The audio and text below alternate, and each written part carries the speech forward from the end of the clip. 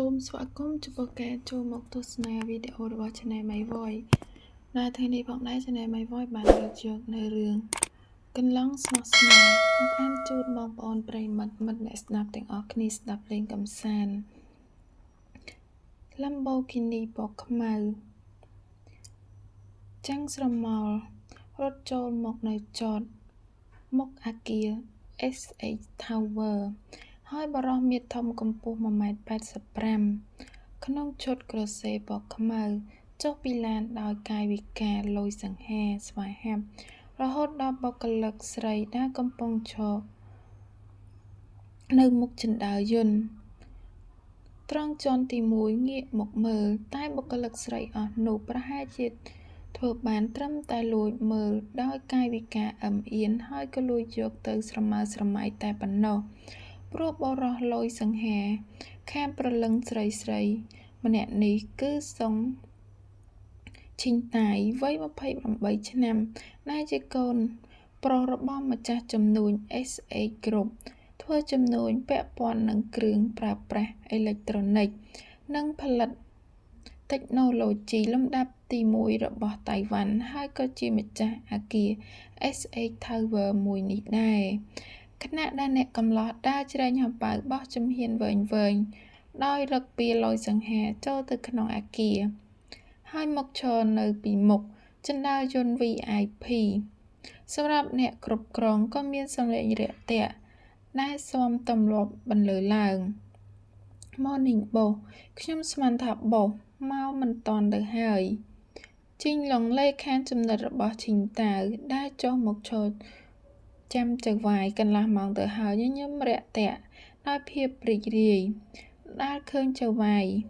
មកតាន់ពេលវេលាប្រជុំប្រផុតប្រផោយម្ដងទៀតហើយតែខ្ញុំមកតាន់ឯងគួរតែស៊ាំបានហើយឈីងតាវដកដៃចេញពីហោប៉ៅមកដោះវ៉ែនតាការពារកម្ដៅថ្ងៃពណ៌ទឹកតែមុននឹងងាកទៅនិយាយជាមួយលេខាចំណិតដោយទឹកមុខរាបស្មើគ្មានអារម្មណ៍អីទាំងអស់ដែលជាឡងដឹងចិត្តចៅវាយដឹងច្បាស់ថាទឹកមុខបែបនេះមានន័យថាចៅវាយរបស់គេមានអារម្មណ៍ល្អហើយព្រោះតាំងតែពីធ្វើការជាមួយគ្នា5ឆ្នាំគេឃើញចៅវាយមានអារម្មណ៍ល្អបំផុតគឺតែប៉ុណ្ណឹងរឿងដែលឃើញស្នាមញញឹមនៅលើមុខសង្ហានោះគឺកុំសង្ឃឹមថាបានឃើញឲ្យសោះបាទទៀនហើយនេះច្បាស់ជាបើកឡានមកលឿនដោយកំជ្រួចទៀតមិនខានខ្ញុំរកអ្នកបើកឡានឲ្យមិនយកបោះលេងបើកឡានលឿនបែបនេះជាប្រចាំវិគ្រោះថ្នាក់តាវឈីងញោចស្មាបន្តិចហើយក៏ងាកមុខចេញដោយមិននិយាយអីទៀតនោះគឺមានន័យថាអ្នកកំឡោះអរគុណដែលលេខខាតអស់ទឿនដោយការបារម្ភតែគេនៅតែអះអាងថាបើកឡានទៅណាមកណាដោយខ្លួនឯងជីឡងយល់ភ្លាមទៅញញឹមហើយនៅស្ងៀមរហូតដល់ចណ្ដើរយន្តចុះមកជាន់ទី1ទៅពួកគេដើរចូលទៅអំឡុងពេលដែលនៅក្នុងចណ្ដើរយន្តជឿឡុងអត់នឹកដល់ចៅវាយរបស់គេមិនបានដែលជាមនុស្សនិយាយស្ដីតិចតួចតិចខ្លាំងតតែមែនតែនធ្វើការជាមួយគ្នាពេញមួយថ្ងៃនេះនិយាយគ្នាសឹងតែរាប់ប្រយោគមិនបានថែមទាំងចូលចិត្តសំងំនៅម្នាក់ឯងទៅណាមកណាតែម្នាក់ឯងរឿងដែលចង់ឲ្យមានអ្នកបើកឡានតាមជូនទៅជូនមកដោយអ្នកគ្រប់គ្រងជាន់ខ្ពស់ទូទៅនោះបំភ្លេចចោលបានទោះជាបុគ្គលិកលក្ខណៈរបស់បោសមើលទៅ bad boy បន្តិចក៏ដោយដូចជាចូលចិត្តប្រណាំងឡានដែលឡានមួយគ្រឿងគឺបានមកពីចាងហ្វីងស៊ីនដែលជាមិត្តភ័ក្តិក្នុងចំណោមមិត្តសម្លាញ់ទាំង4ជាម្ចាស់ក្រុមហ៊ុនផលិតយានយន្តហើយនៅមានការដើរលេងយប់ប្រលប់តាមប្រភេទមនុស្សប្រុសទៀតតែបោសរបស់គេពូកែឆ្លាតចប់បរិញ្ញាបត្រផ្នែក Technology និងចប់អនុបណ្ឌិតផ្នែកគ្រប់គ្រងមកពីមហាវិទ្យាល័យល្បីឈ្មោះនៅអង់គ្លេសដែលធ្វើឲ្យគេនិងបុគ្គលិកផ្សេងទៀតនៅ SH Group ព្រមទទួលយកថ្វីដៃនៅក្នុងការធ្វើការងារទោះជាបោសនៅក្មេងក៏ដោយចំណែកតាវឈីងកំពុងនឹកដល់ ជីវឡុងដូចគ្នាគេសប្បាយចិត្តដែលរើសលេខាបានល្អទាំងដែលដំបងឪពុករបស់គេណែនាំឲ្យរកលេខាស្រីតែគេមិនចូលចិត្តលេខាជាមនុស្សស្រីមួយថ្ងៃចូលចិត្តលួចអង្គុយ make up និងនានាមិត្តភ័ក្តិក្លឹបរួមការងារឬមិនអីចឹងក៏ប្រជុំគ្នានិយាយរឿងកុនរឿងល្ខោនជាពិសេសរឿងកូរ៉េដែលកំពុងតែមានការពេញនិយមនៅពេលនេះទើបសម្រេចចិត្តរើសយកលេខាជាមនុស្សប្រុសហើយធានជីងឡុងក៏ធ្វើការឲ្យគេបានល្អថែមទាំងមានអាយុប្រហាក់ប្រហែលគ្នាដែលអាចធ្វើបានទាំងកូនចៅនិងមិត្តភ័ក្តិក្នុងពេលតែមួយពួកគេទាំងពីរជិតដិតគ្នាអាចនិយាយគ្នារឿងផ្ទាល់ខ្លួនបាននិងទោះគេនិយាយតែជីងឡុងក៏អាចទទួលបានភ្លាមថាហើយគេក៏មិនចូលចិត្តនិយាយអីច្រើនដូចគ្នាបងស្រីមកដល់យូរហើយឬនៅជីងតៅសួរខណៈដែលដើរចេញពីចណ្ដើរយន្តពេលវាឈប់នៅជាន់ទី20ដែលជាជាន់របស់បន្ទប់ទីប្រជុំធំនិងមានការប្រជុំនៅ5នាទីទៀតនេះអគ្គនាយិកាមកដល់តាំងពីម៉ោង7ព្រឹកម្លេះពេលនេះកំពុងតែរងចាំបោះនៅតុប្រជុំហើយជីវឡុងហៅបងស្រីបង្កើតរបស់ជើវាយគេថាជាអគ្គនាយិកាព្រោះការតែងតាំងជាផ្លូវការរបស់បោះគឺអគ្គនាយករងនោះឯងចាប់តាំងពីឪពុករបស់បោះចូលនិវត្តន៍ហើយប្រគល់ការងារឲ្យកូនគ្រប់ក្រុមបន្តអតីតអគ្គនាយកក៏ធ្វើតួនាទីជាទីប្រឹក្សាពេលឈឺតាវដើរចូលមកក្នុងបន្ទប់ប្រជុំក៏បានឃើញថាបុគ្គលិកមកគ្រប់គ្នាអស់ហើយគេដើរដោយកាយវិការបេះបួយចូលទៅកន្លែងជាប្រចាំដែលនៅក្បាលតុបងស្រីនេះគឺអានឈីក្នុងឈុតក្រសេពណ៌ទឹកក្រូចស្រស់ហើយកាន់តែបោករួមនឹងមុខមាត់ស្អាតគួរឲ្យស្រឡាញ់ក្មេងជាងវ័យកាន់តែធ្វើឲ្យបងស្រីរបស់គេមើលទៅក្មេង 5-6 ឆ្នាំទៀតទោះជាមានអាយុ35ឆ្នាំក៏ដោយចំណែកជីងឡុងក៏ចូលមកអង្គុយនៅក្នុងតុខាងក្រោយចៅវាយណែខ្លាតូចឯងមកលឿនជាងនេះបន្តិចមិនបានឬយ៉ាងម៉េចអានឈឺខ្សឹបស្ដីឲ្យប្អូនប្រុសដោយ